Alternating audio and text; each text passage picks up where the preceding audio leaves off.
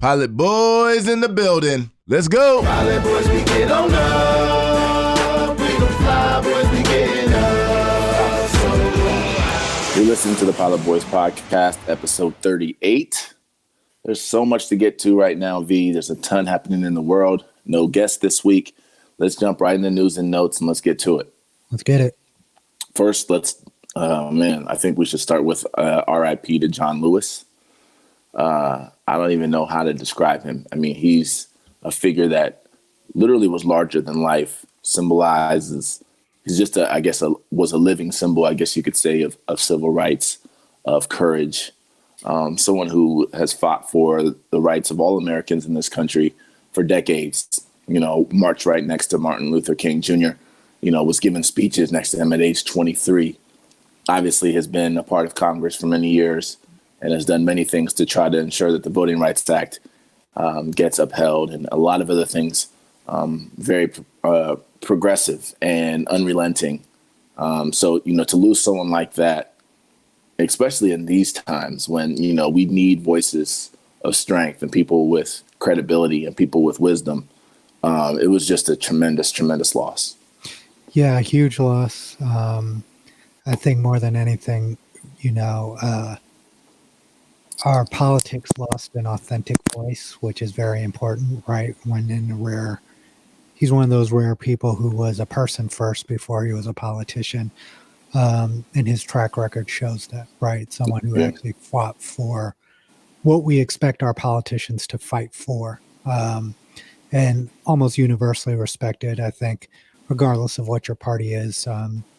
He is someone who lived a life in full, who did his duty to the country, and should be honored as such eternally, and rest in peace, and hopefully he's in a better place. We know he's in a better place, right? And you mentioned in another conversation that we had offline, one of the things that you respected about him a lot was that he was principled. And, when you just look at kind of how he operated, he was a guy that didn't take shit. He was a guy that would, quote unquote, get into good trouble. Yeah. He's a person that understood that resistance, and particularly nonviolent resistance, was a lot of times the only way to get things done. He stood in the face of courage, in the face of hate. He was beaten down. He was arrested multiple times. I mean, this is a legacy of someone that I think everybody needs to know. And for anybody out there that is not familiar with him, go look him up. Go look up John Lewis on YouTube, on Google. You could find articles.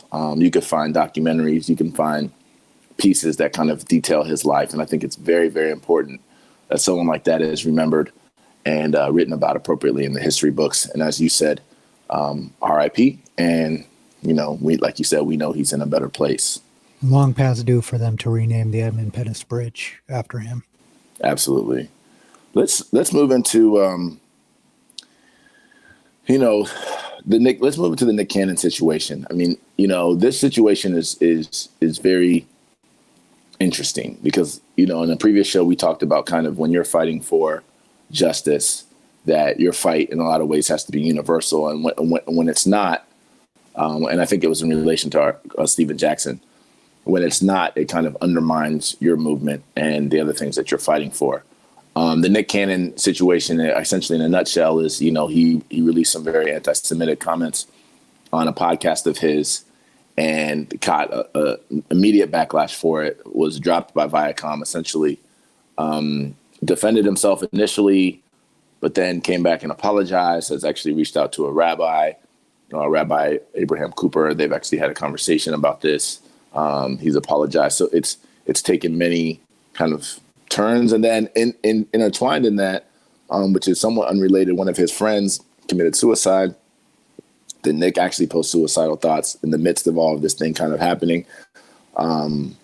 It's just kind of taken a very windy road. What are your thoughts on kind of the whole situation? I mean, I think Kareem Abdul-Jabbar had some really good thoughts on this that I tuned into. Basically, I think what you said at the beginning of this, right, is it's like we don't get anywhere as minorities. I don't even really like to use that word. But as minorities, when we don't see the synergy in our struggles, right? That's something that brought you and I together, despite being different different backgrounds, right? having different backgrounds. And I think it's very important for us to understand that there are many people fighting the good fight to try to get equality in this world.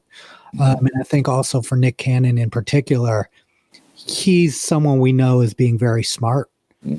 He hasn't gotten to where he's gotten to without being smart. And you've got to understand in an industry where he's dealt with a lot of Jewish people. A lot of Jewish people have helped him get the platform that he has, that he particularly needs to be more sensitive to criticizing that group than someone else. Yeah.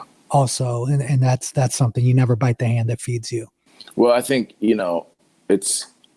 it's sad, right? Because I think that, I call some of these things unforced errors, right? It's you just have a podcast and you just say stuff. Yeah. And, it's like no one forced you to say it. No one forced you to blurt it out. And even if those are some of the things that you think internally. But I guess one of the things that we are seeing, and not just in his situation, but it's kind of like a reckoning, right? Which is that where people who are saying certain things or who have said certain things or have done certain things are being held to task. And they have one of two ways that they can go. They can say, look, I don't care what you say. This is what I think. This is what I believe. And then they kind of draw a line in the sand there. And then people know where they stand. Or they say, wow, they seek out people and they seek out information and they seek out conversation and they kind of are forced to kind of deal with it and learn from it and potentially move on and potentially become allies for it. And, some people will never accept you as a result, but then some people will. For example, actually going back to John Lewis' story, I saw something about one of the KKK members who was responsible for beating him. And many, many years later, that KKK member reached out to John Lewis, apologized, told him that he was wrong, that he felt terrible for what he did, admitted what he did. And they had some type of come into Jesus or whatever moment where they actually reconciled and they hugged and, their pictures and all that type of stuff. Now, did John Lewis have to do that? No, he didn't. But there is something powerful within that. And so I do think that sometimes, when you're looking at kind of hate and how it's manifested itself in society, that there are opportunities out there that are created, that potentially can be created to where, things can turn around and that can be used, for better. So hopefully this Nick Cannon situation will be one of those. It seems like it has the potential to be, especially since he's, now engaged the community. Like I said, he's reached out to a rabbi that had a conversation that's been public.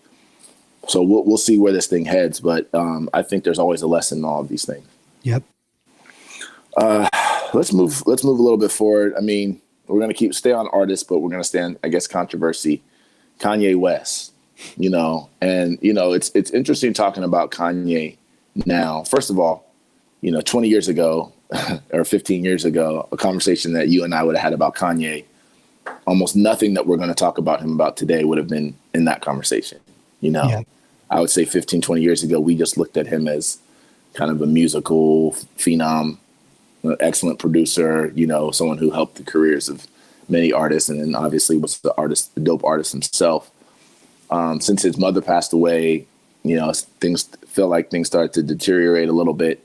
Obviously then he got with Kim Kardashian and, how that goes, like there are not many guys that get with the Kardashians and don't have some type of, crazy circumstances. And it just seems like he's continuing to unravel and publicly, right? He's now quote unquote running for president. He had a speech a rally, I don't even know what you call it, where he was making all kinds of claims and talking about his, almost killed his daughter and Harriet Tubman didn't really free the slaves, all this different type of stuff. And then the other night on Twitter, he just went on a rant talking about Kim, talking about Get Out was about him, the movie Get Out, and how Kim tried to have him, sent to a hospital in Wyoming, and they try to Kris Jenner, all kinds of stuff. And it's just, I don't really know which angle to approach it from, because if this is a true mental health episode or a series of mental health episodes, then I really don't have any way to evaluate it beyond the fact that he just needs to get help. If it's something other than that, then that's also deep too. So I don't know. When you look at the situation, how do you look at it and evaluate it?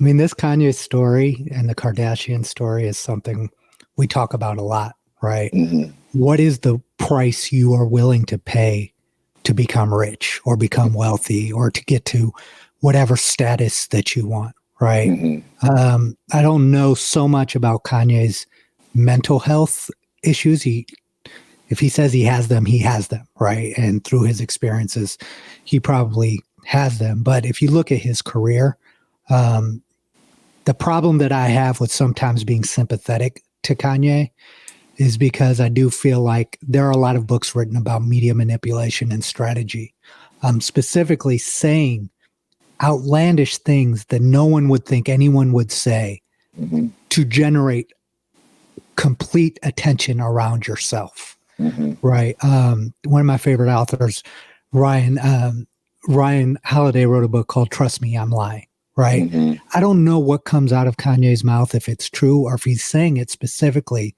It started with George Bush hates black people, then the Taylor Swift thing, then the Trump thing. It's almost like he takes these positions that are so wrong intentionally to generate attention and controversy. And it always happens around a time when he's working on a project, an album, or something else. And one of the issues that I have with our handling of Kanye West is that we're making him richer. So I think him and Kim have a combined worth over $1 billion now, right? Mm-hmm. Gap hasn't come out and canceled his line. Adidas hasn't canceled his line.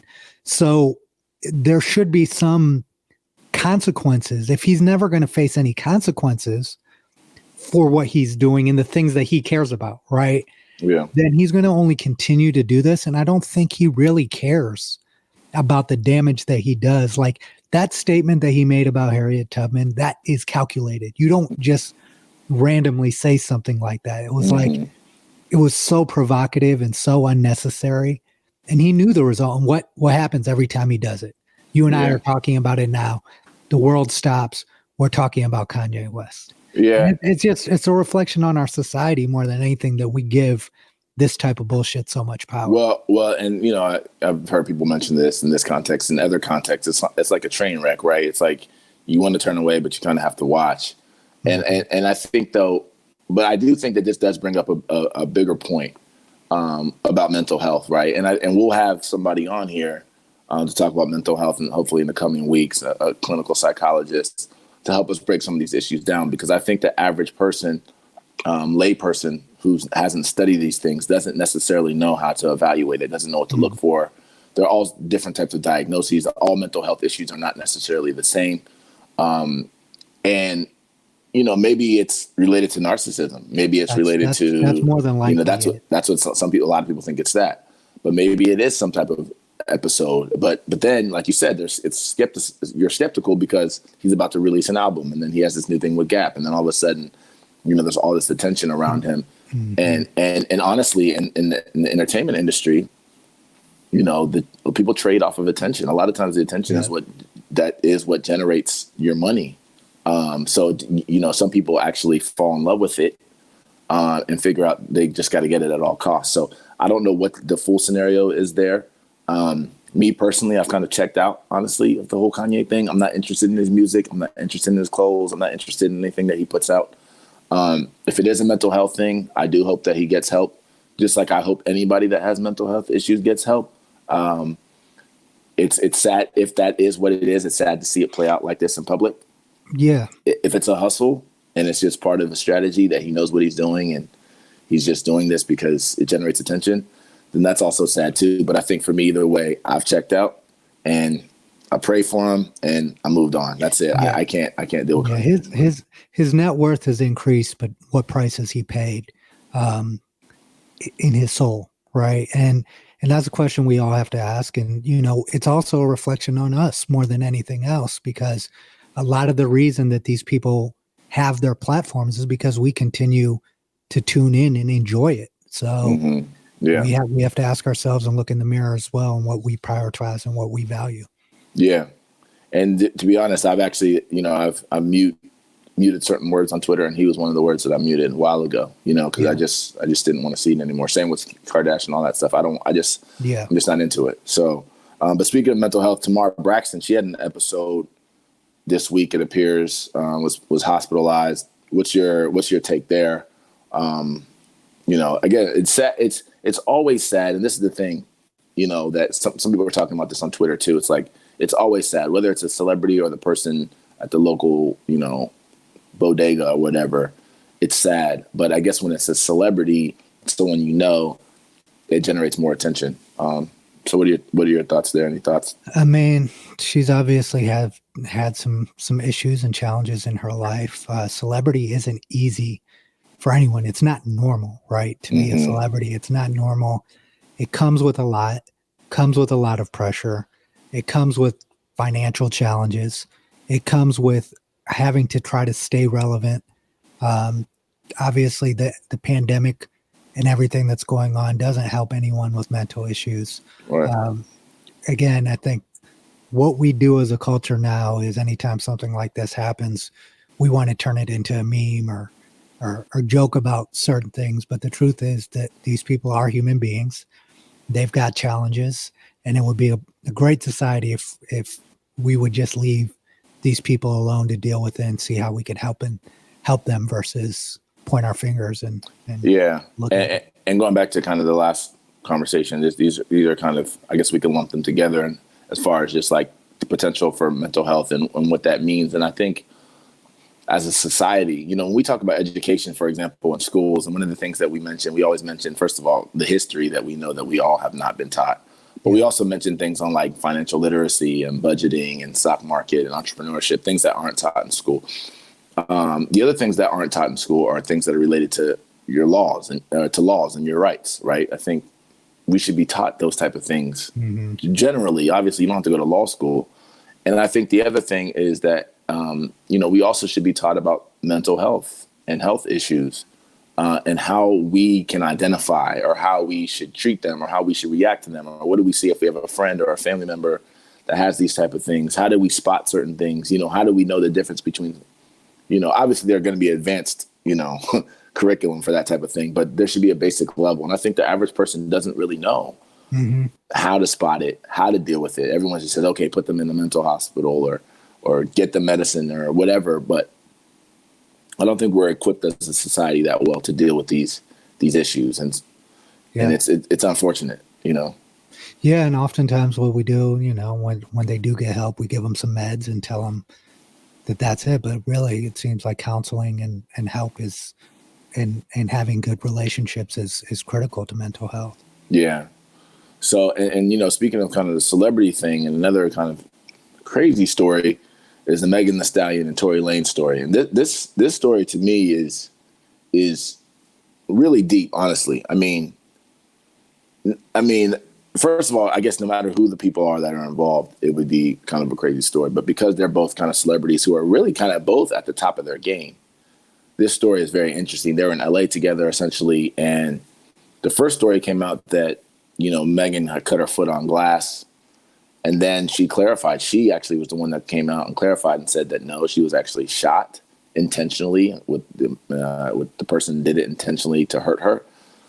And then the story started surfacing. I think it was TMZ and, XXL and all these outlets were reporting that Tory Lanez actually shot her himself, and he was arrested on a gun charge. But the final story hasn't necessarily come out. But it's just crazy. Like, what? Like, when you hear it's like, what? Like, Tory Lanez, like this guy who likes to have fun that a lot of people seem to like and has good energy and, just seems like a kind of just a fun guy. And then Megan Thee Stallion, who's, also like seems fun, maybe not, these aren't people that necessarily you would feel like take life so seriously or try to live some type of tough person life. And then all of a sudden you hear about one of them shot each other and intentionally. I don't even know where to start with that story. I mean, this music industry is a crazy, crazy space. And I think what happens to a lot of people, to anyone, right? Like, just think about what happens to these people. Tory Lanez obviously is a talented artist. Megan Thee Stallion is obviously a talented artist. But what about before they made it, right? Who were they? What insecurities do they carry forward? Now people care about Tory Lanez. Now people care about Megan Thee Stallion. And they're trying to figure out how to engage in real life while having this career that generates so much attention, right? Mm-hmm. Right. And so I don't know what happened. Obviously she said she got shot intentionally. Rumor has it that they were dating. But it just is an industry rife with pettiness, Yeah. and beef, and oftentimes the consequences, people lose their lives. And that's just unfortunate. And there has to be a change in the culture to adjust for that at some point. Well, I think that, part of this is, and we talked about this before, let's a broader conversation on kind of the music industry. And when you talk about culture, part of it, especially in hip hop, has been what is allowed to be promoted. There are a lot of artists out there who are not promoting bullshit, who are not promoting violence and all the stuff that we see.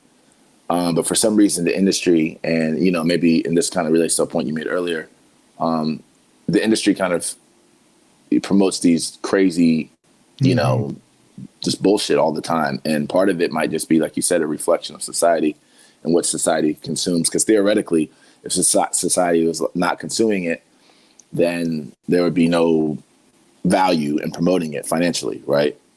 Clearly, there's been financial value in promoting shoot 'em up and kill 'em and do this and stuff. I'm not saying that's what Meg and Tory promote, but there has definitely been a value placed on that in society. And there are definitely a lot of people in the industry exploiting that, not caring about the consequences of that, not caring about what that may do to communities or to young people's minds or anything like that. And the same thing happens in Hollywood as well with violent movies. It's not just, I don't want to just act as if it only relates to hip hop, but it's, those are the things that we're seeing in our entertainment space, reality TV as well. I mean, people are really, really realizing that there's a lot of value to be created in violence and sex and ratchetness and fights and whatever. And sometimes those things actually spill over into real life. And I think, like you said, you don't know what the circumstances are, so it's hard to even judge this one in particular. But just the idea of Tory shooting a woman, I can't imagine what circumstances could have led to that. So we'll see. I mean, I guess, we'll follow the story and see where it ends up. But it's right now, that's not a good story at all. No, it's not. It's not. Yeah. Let's move to some sports stuff. Let's talk some NFL stuff. NFL players are going to be reporting to camp. And one of the things that the NFL and NFLPA finally agreed on was that the NFL players will get tested every day for the coronavirus for the first 2 weeks of training camp. And then things will be reevaluated after that. I think initially the NFL was only going to want to test them every other day. The NFLPA pushed back and said, no, we need to be tested every day to protect these guys. But yeah, they're going to report to camp. There are a lot of players out here who've been voicing, from J.J. Watt to, I don't even know, Deshaun Watson, tons of guys that have been voicing their opinions, saying that the NFL needs to do better. Russell Wilson, the NFL needs to do better to protect the players and that they want to play. We want to play is the hashtag. What are your thoughts on the NFL kind of rebooting and I guess their plan for testing? Well, it's no surprise that the NFL and their players aren't in agreement and aren't on the same page. It's just, we come to expect this. We see the NBA, we see a much better relationship between players, owners, and the commissioner's office. We don't see that in the NFL. I've looked at, and we've both looked at their reopening plan. We think it's rife with holes. They speak in grandiose terms like we're going to be the model organization for how to handle the coronavirus, right, this, that, and the other, but it's just not the case, Yeah. And that's the problem. Once the trust is broken between the players and the NFL, just everything becomes a challenge, and it's just unfortunate. Well, the other thing too, I think, if I'm not mistaken, they also have a quarantine rules. If a player contracts the virus, they do have to quarantine for 14 days, I believe. And I think they get put on like the non-injury reserve list. And we talked about this many times. I mean, how is that going to play out? It's, guys, so, Patrick Mahomes catches the coronavirus right before the AFC Championship game or something like that. I mean, this could play out a number of ways. But at the end of the day, I think, certain businesses have said, listen, we're going to do our best to get back to normal. We're going to do what we can to proceed, and we'll see where that lands us. And I think a lot of the professional organizations have taken that. I don't think it's necessarily an unreasonable position, but I do think that they should make sure they're listening not only to the medical professionals, but also the players and employees and people who are actually going to be putting their bodies and their lives and potentially their families' lives at risk by going to play. So we'll see how that works out. I'm glad that they've at least agreed to testing every day. And hopefully that, will yield kind of positive results. But we'll see how that works out. And then I guess one other thing, NFL related thing, Michael Bennett is retiring. I think after 11 seasons, he was a 3-time Pro Bowler. Just a very thoughtful guy, a guy who's, made his name outside of football in terms of, I think, written children's books and op-eds and been very vocal in kind of, society and blackness. And so he's a guy that he's retiring from the NFL, but he's not a guy that I expect we won't be hearing from anymore. Yeah, I mean, him and his brother Martellus have offered a lot beyond just being football players to all of us. And the NFL and the NFL community is going to miss them being a part of that community. But I think they both will have a lot to say for the rest of their lives. Yeah. And speaking of the COVID-19 and these professional sports leagues, the NBA, their bubble seems to be working so far. 0 NBA players have tested positive in the quarantine bubble so far, out of, I think, over 300. 328, I believe, was the number. That's pretty remarkable, to be honest. Again, it's early. We don't know what will happen down the line. But I think that's something to be excited about if you're an NBA fan, at least. I mean, look, this isn't, this is what you expect from your multi-billion-dollar sports organizations, right? Mm-hmm. As soon as a player tested positive, the NBA shut down. They didn't sit and think about, how do we stay open? They said, look, this is risky for our players and our fans. We're going to shut down. And not only that, but as they went through the process of reopening, you could tell that there was a real dialogue and a real process of thought that went into how to reopen the NBA. Mm-hmm. And when you're organized in this and you have a plan, things can be controlled, right? Mm-hmm. And not saying there won't be any positive cases in the bubble, but the NBA has been very open, not only with its players, but with the community about what's happening. When players test positive, we know about it. It's not shrouded in secrecy. And it's definitely positive news, and it's something the rest of the country probably can learn from. Yeah. And I think this is kind of the point here. I think a lot of us realize that this virus is amongst us and that we're living with it, right? And that theoretically we could all contract it at any time. So it's not really about that as much as what are you doing to reduce the probability, right? Or reduce the odds. What steps are you taking individually? That's a question we have to ask ourselves, right? But then also, if you're an organization, what steps are you taking? Do you have a bubble if you can create one? Are you testing a certain way? Are you social distancing? Are you requiring masks? Are you doing contact tracing? I mean, these are the things that, responsible organizations will do, put into place to make sure that they're trying to manage the virus as best as they can at this point in time. Not just get back on the field, right? And not just get back on the field. And speaking of actually that, real quick, one thing that this made me think of is California high school. They've decided that football is done for the fall and won't really return until 2021, 2022. And it's interesting because there are a couple things, and I think that this could happen in college sports as well. And I think part of the reason why we're not seeing college teams do this yet, and maybe even states, is because the impact that it can have on business is different than high school, right? Mm-hmm. And then also the impact it can have on recruiting. I'm hearing that some of these kids are transferring out of California because they're like, I'm not about to lose a whole season. I'm about to go play.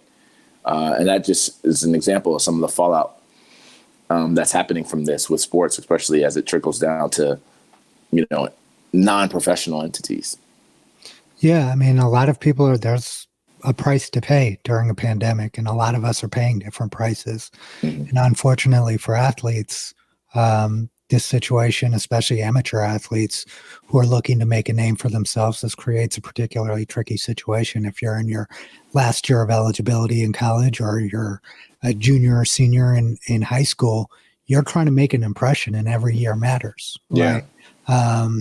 So I completely understand it, but the reality is the reality, and the state of California has to do what's best for its citizens and for its states and for its hospitals and healthcare frontline workers to minimize the risks. Many of these places are highly populated places, and an outbreak is something that would be very costly and very dangerous. Well, I saw a group of nurses actually in New York, who on social media, who are talking about that in their hospitals now, the majority of patients that they're seeing are aged 20 to 50 or 20 to 40, I believe.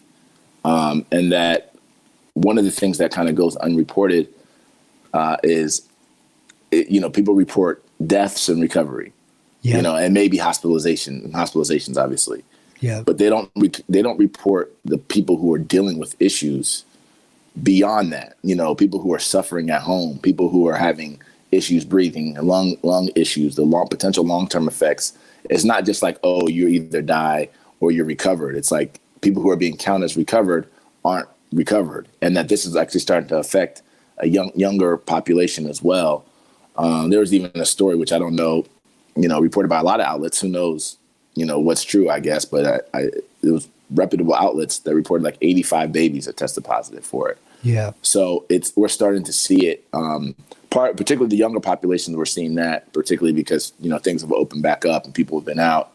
Maybe some of the protests have had something to do with it as well. But so it's we can't just look at it and say, oh, it just affects older people. We need these young people can get it and they'll all be fine, and herd immunity and all this type of stuff. I mean, you can't really do that, because you have to value life, and you have to value quality of life too, not just living or dying. And be honest about where we're at as a country. We do not have enough healthcare workers. We don't have enough hospital beds. We don't have enough facility support to handle just opening everything back up and saying, hey, whoever gets it, gets it. And we'll deal with the people that get it and eventually develop. And then the other thing for high schools too, real quick on that is, and especially as it pertains to football. I mean, we talked about this 100 times. You can't socially distance in football. So any precautions that you would like to take, you can't not really take them, and you just kind of, you could test, and you can, have guys wear masks on the sidelines, which is funny. Have guys that exchange jerseys at the end of the game, which is hilarious. Like, you can tackle me for 60 minutes, but you can't exchange jerseys. Yeah. You have guys wearing masks on the sidelines, but like in the game, they're like lining up in front of each other, breathing on each other. It's not realistic. And so I guess that transitions into kind of our next thing, which is kind of college football, right? There's a report that came out, I think it was NJ.com. Big Ten teams stand to lose almost $1 billion if there's no season. Rutgers, I think, was at the lowest end, they would lose $50 million. And Ohio State obviously was at the highest end, which would be double that, almost $100 million that they would lose if they don't have a football season. And there are also rumors that, like, even if that happens, Ohio State wouldn't necessarily have to get rid of any sports, which shows you what kind of financial position they're in. And it explains a little bit of the disparity amongst different teams in college sports, even within the same conference. Mm-hmm. But this thing is a big deal because, sports, and particularly football, it's not just what it generates for the university, right? Just from a financial standpoint, it's not just about what it generates for the university, but what it generates for many businesses surrounding that sport, right? From retailers to even gas stations and restaurants who pick up business 3, 4, 10-fold during the season, to just many different card memorabilia, all kinds of different businesses that are impacted by it. You have to imagine, and then also partners, right? So these schools have partners. They have, Adidas and Nike and Gatorade and, all these other people that they work with that also generate money. So this decision, you cannot people can tell you all day long that, oh, we're just looking at the science and wherever the science tells us what we're going to do, but that's not how these decisions are going to get made. No, no. I mean, we don't care. Anything that's bad news, we don't want to hear.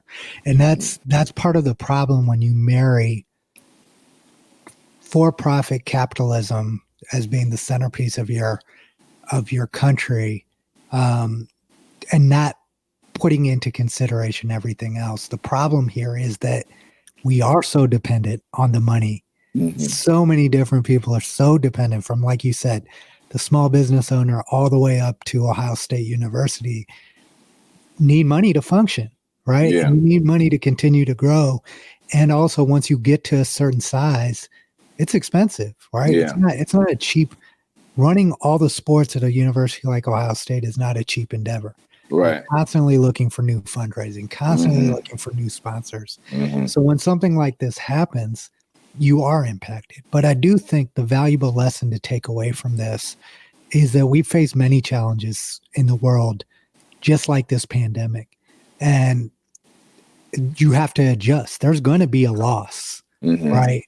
And we can sit here and cry over the spilled milk of, oh, we're going to lose this, we're going to lose this. Or we can say, okay, how do we make our sport better so it isn't at the mercy of something like this in the future, right? Well, here's the other thing too, that I think people get annoyed with people like us for not saying all the time, or at least mentioning is what does happen to all of those small businesses and mom and pop shops and, employees and different people who are also affected by shutdowns, right? So they may not, if the coronavirus on one end, and all the health issues that it brings there and potential financial issues. But then also on the other end, if the financial side of things and what that could bring in terms of health issues and, financial issues and mental health issues as well, too. And I think that, it's a lose-lose situation. I think that's pretty much at the end of the day, what we have to acknowledge. It's lose-lose. We're in this, it didn't have to be necessarily, but where we are now, based on lack of leadership and just constant fumbling through this whole thing, we are now in a lose-lose situation. And really, it's just about where do you come on the analysis? Which loss, so to speak, do you feel like is greater? And honestly, you talk to certain people, their priorities are not the same. So people say, listen, man, I'll take my chances out here, and if I infect somebody, sorry, but I'm taking my chances out here. I need to work. I need to live. I need to go to games. I need to be whatever. And it's a very selfish way of thinking, but you understand how that's happened in this society based on them pushing this American dream is like, go get it, go get it, go get it, And like you said, I don't necessarily even have a problem with someone taking that type of position.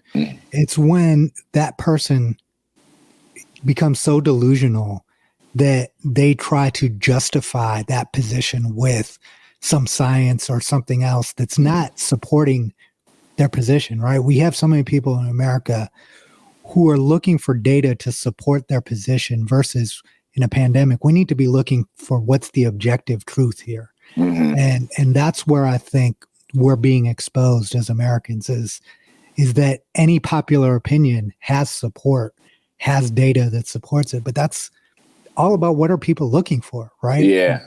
And we're not really looking for objective answers. We're looking for answers to support whatever our position. Well, and there's also a lot of manipulation of data that's happening out there. And then the other thing too is there have been some blunders that have come from people at the top, people that we've even trusted. And some people have less tolerance for that than others. For me, I have a greater tolerance for it because I think I just naturally understand that if there's a new pandemic, that data information is going to change, right? Even the virus itself is changing. So how can I hold somebody accountable for what they said 2 months ago and say, no, that must still be true today? That's not how it is. Now, maybe they could have done a better job framing it to make us understand that. They're like, listen, what we're telling you today may not be true 2 months from now. Maybe they haven't done a good job there. But, that's something that I just kind of naturally understand. So I expect this thing to change. And to be honest, I've been wearing a mask since the first week of March. And I have documented proof of that. You know what I mean? That's before anybody, because to me, it just naturally made sense. Like, of course, if there's a virus that you can catch by just talking to people, then yeah, how could a mask not help somehow? You know what I mean? Like, so, I you just know, can't believe we have anti-mask protests happening. Like what this people, anything goes. and, you know, and on Facebook, you'll see it. You'll say, you know, they say, first they say it's just a mask. Then they'll tell you it's just a vaccine. Then they'll tell you it's just a chip in your body. Then they'll tell you it's just, you know, and it's kind of like, you know, there are people who really don't want any of their quote unquote freedoms to be infringed upon by the government. And they are not, there's nothing, no data you can provide them. There's nothing. Even Trump wearing a mask is not going to be enough for them. Mm-hmm. They're like, nah, I don't want any infringements by the government. Everything is a conspiracy. Every single thing is a conspiracy. It's crazy.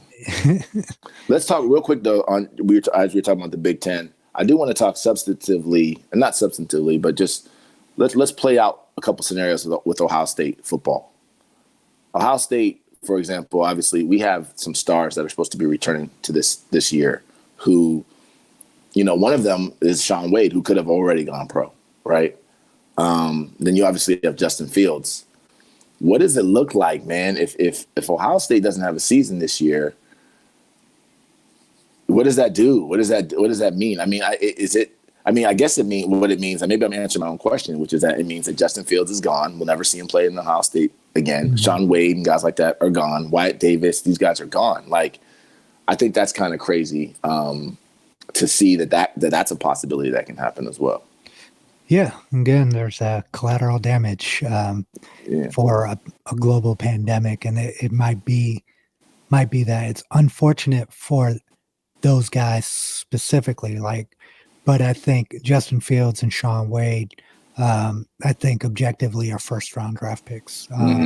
But there are other guys who are going into their senior year at all these schools who are finally getting their chance to start and potentially showcase their talents to the world. And then the other part of this is age, right? Football specifically isn't a sport that lasts forever. So even if Shaun Wade wanted to come back, that's another year.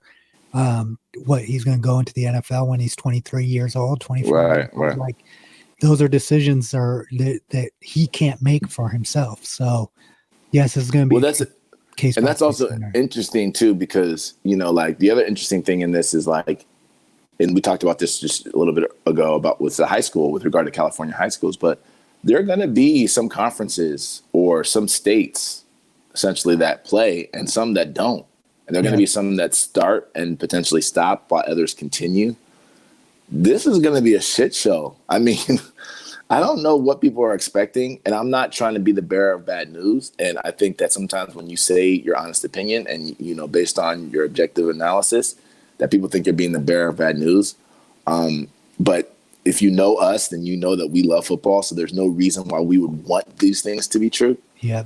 But this is going to be a shit show. I mean, you have different things happening even within certain states and within certain cities. You know, mayors are doing mask mandates and then governors are suing them for that. Like that's happening in Georgia right now, like within the same state. Yep. Not to mention when you're talking about within intrastate or interstate and you have people traveling back and forth, different regulations, different ideas of how to deal with this virus, different, you know, hotspots like I don't even, and not to mention what even the university decisions on whether there's even going to be class or on campus class or online classes. I don't really see how there's going to be a consistent season here. The only thing that could make sense is how the Big Ten plans, a conference only season. And that's even a stretch, right? Like you can't, you know, it's going to have to be decided at least conference has to be in agreement, right? At the very least, on how they handle things. And like you said, if the states have different mandates, like I just don't see how it's going to happen either. And that's it. And the thing is real quick on that, V, is that this is exposing again the reality of college, especially big time college football and college basketball. Like this is a business, man. And if this was just about kids and protecting kids and it wasn't really a business, it was just something extracurricular that was cool. This all been shut. It would have been canceled, right? Yeah. So, and that's from a PR perspective. I guess that's part of what they're dealing with now too. Is how do we actually expose these kids to potentially expose them to the virus, even if we think it's benign, even if we think it's not going to hurt them that much, and then most of them, 99.9% of them will recover. How do we manage that in a PR way, right? How do we say that we expose them to that and justify that when other segments of society may not be doing that? The only way you can really do that is if you admit that it's big business and that there are a lot of people that are going to be affected by it, which they'll never do. So that's going to be an interesting balance that we watch as this, as it gets closer and closer to the season. And speaking of that, baseball. Canada, man. Canada's not playing around. They're actually not allowing the Blue Jays to play home games there as a result of the coronavirus. So, yeah, they can play other places, but they're not allowing them to play home games. What are your thoughts on that? Well, it's good for Buffalo's economy because they're going to be playing most of their home games in Buffalo. But, I mean, again, what do you prioritize? In Canada, they prioritize – their priorities are a little bit different. Their government is structured a little bit differently. They do have their freedoms, but money doesn't come first, right? And if you've seen in Canada, the virus is much better controlled than it is in America. And they don't face the same challenges of people questioning everything that the government does, questioning science, they care first, and they're showing that they care more about the safety of their citizens and controlling this virus in the long term than they care about anything in the short term and what profits having the Blue Jays play home games, which is significant place for them. Yeah. And, I mean, that's what kind of what we were just talking about is that's pretty much what's going to happen everywhere. Everybody's going to be making their own decisions based on their own data and interpretation of that data. And that is going to affect other people. So just because you might be in a good place, that doesn't mean that your competition, so to speak, is, or the team that you're going to be playing against is, or the country that you're going to be playing against is. And so it's just, there's not going to be a universal standard here especially when you're dealing with different jurisdictions and stuff like that. We just have to figure it out as a nation. Like that's the first step, is saying we fucked this shit up, and I'm not going to sugarcoat it. America is handling this like we aren't the most powerful and richest nation in the world, which we always want to, pump our chests out about. But why are we? We just have to fix it. Let's fix it. The problem, the biggest problem that we have is that it's honestly at this point, I think is the citizens, just the way that we're wired generally, and the things that we've come to accept and things that we've come to not accept. But obviously it started with leadership, right? It started all the way. Let's not put this all on the citizens. But I do think, and I mentioned this on Twitter, that this kind of wear a mask, I want to play thing. I feel like it's a good message, right? But I think that there's a little bit of some people who are using it in a disingenuous manner, right? Because they realize that when things actually do shut down, that they can say, oh, well, it's because people weren't listening, people weren't social distancing, people weren't wearing a mask. And so it's not my fault. I did everything I could as my high and mighty politician, leader, person. But but they're bullshit. It seems like the hustle is already kind of being set up there. Yeah. And then one other thing on baseball, before we get to our last topic, is, San Francisco Giants players, they actually knelt during the anthem. There's been all kinds of talk about that. Mark Cuban's gone back and forth with different people, and people are talking about boycotting him and all that stuff. But then after those players knelt, hashtag boycott MLB started on Twitter. I mean, there's talk about this from colleges to high schools and even sometimes younger, all the way to every pro league, about what's going to happen this year as far as the anthem. And there's some people questioning, why is the anthem even played at any sports games? Is it played when you walk into work every day at your corporate job? Like, what is it that's so special about the sports games? And there's just talks about whether or not people are going to do it and what's going to happen. And Trump is obviously talking about it. If he sees somebody kneel, he's turning the game off and all that type of stuff. How do you see that playing out this season? Does it affect you? Do you care? Or is it just another politically divisive bullshit? It is politically divisive. Again, the reason that a lot of the anthems are played is because it's actually a financial transaction between our government and these organizations to build up propaganda for our military organizations, which, again... they actually pay, right? They pay. So I'm not... Just to be clear, I'm not taking a position on whether that's right or wrong, but that is hearing the truth is, if look, we have in America, you have the freedom to choose, right? Mm-hmm. If you're bothered by these players kneeling for the anthem, then turn the fucking TV off. I don't care.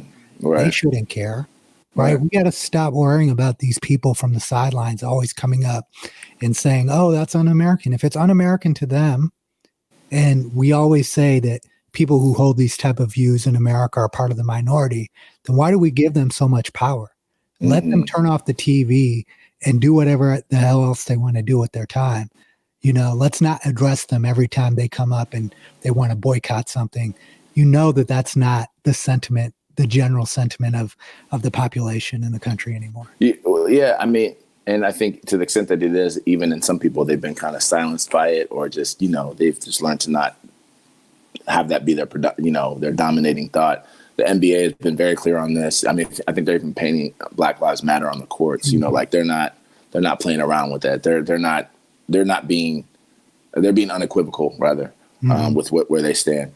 And I think at this point, and we talked to Lance more about this. At this point, if your opinion on that is that, oh, you're disrespecting the country and the flag and all that type of stuff, if you're still saying that right now in July of 2020.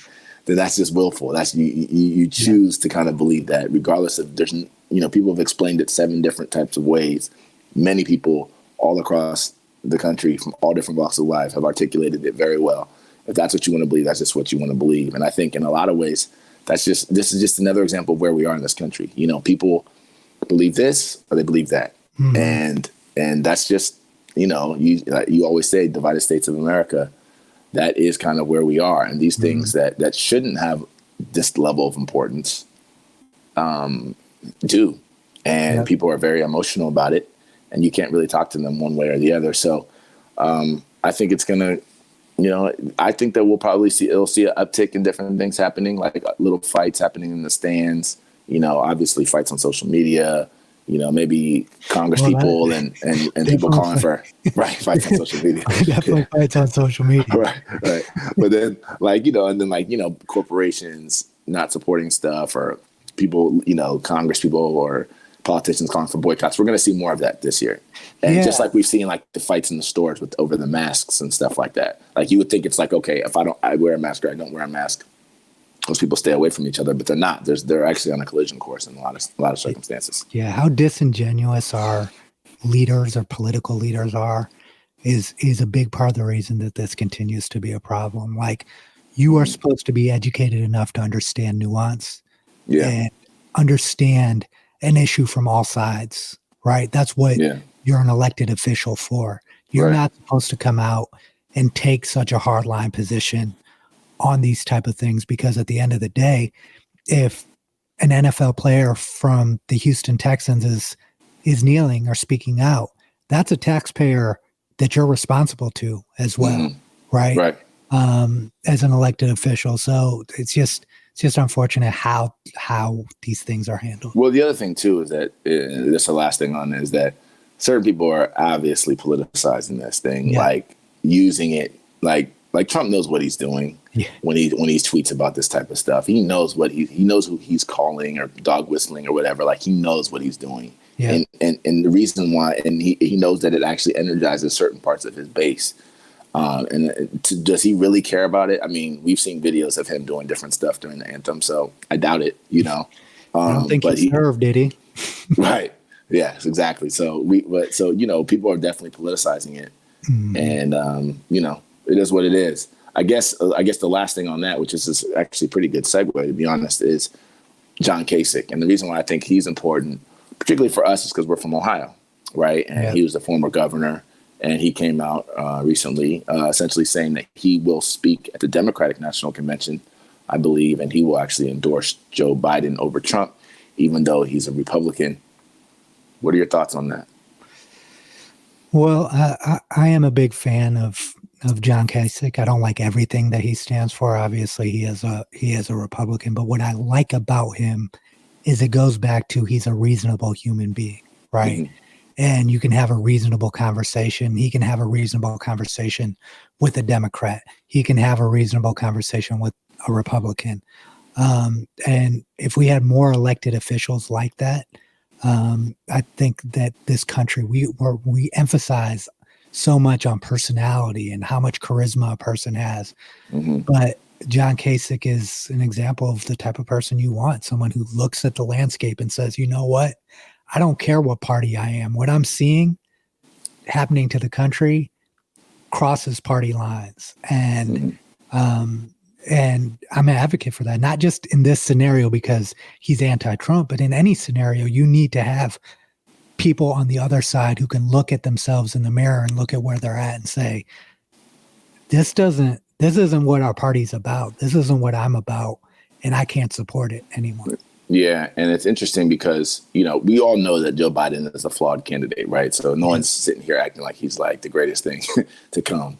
But I do think that there are a lot of Republicans, and I've had conversations with some of them, who view Trump as something separate than the Republican Party, right? Mm-hmm.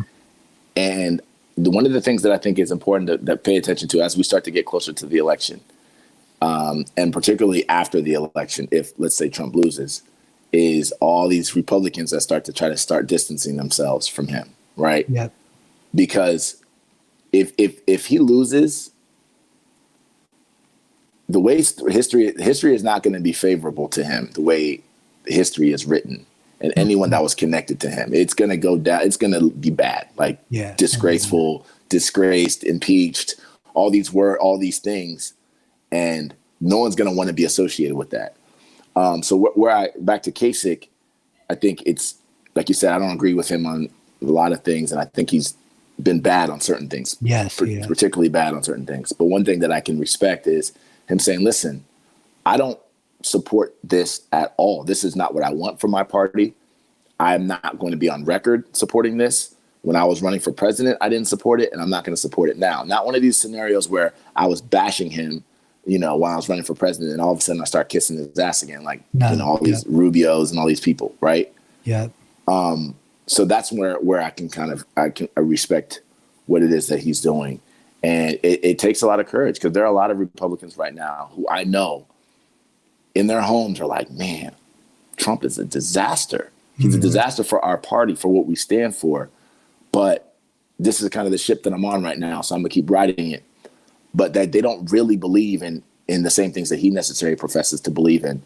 But they're kind of caught between a rock and a hard place of what to do. And it takes courage to actually step out on that right now. And it's crazy. This is all about power, right?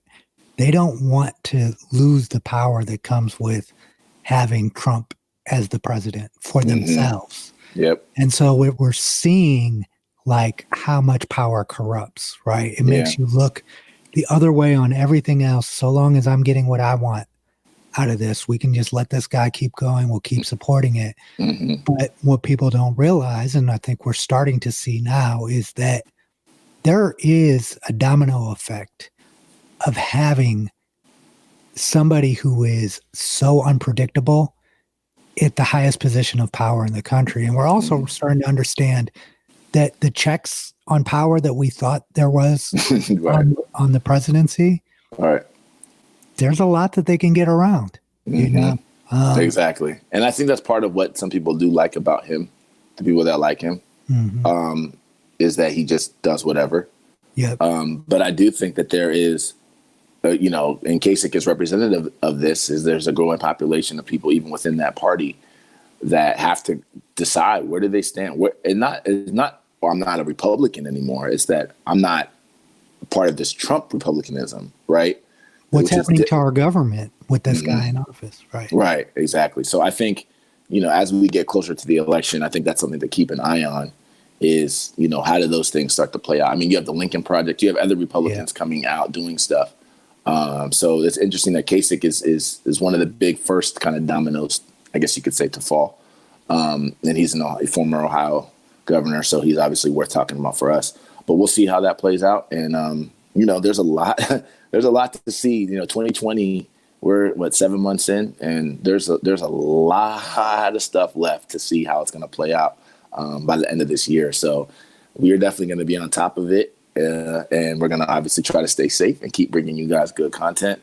That is all we have for news and notes. Thank you for listening to the Pilot Boys podcast. Boys, we get on up. We don't fly, boys, we get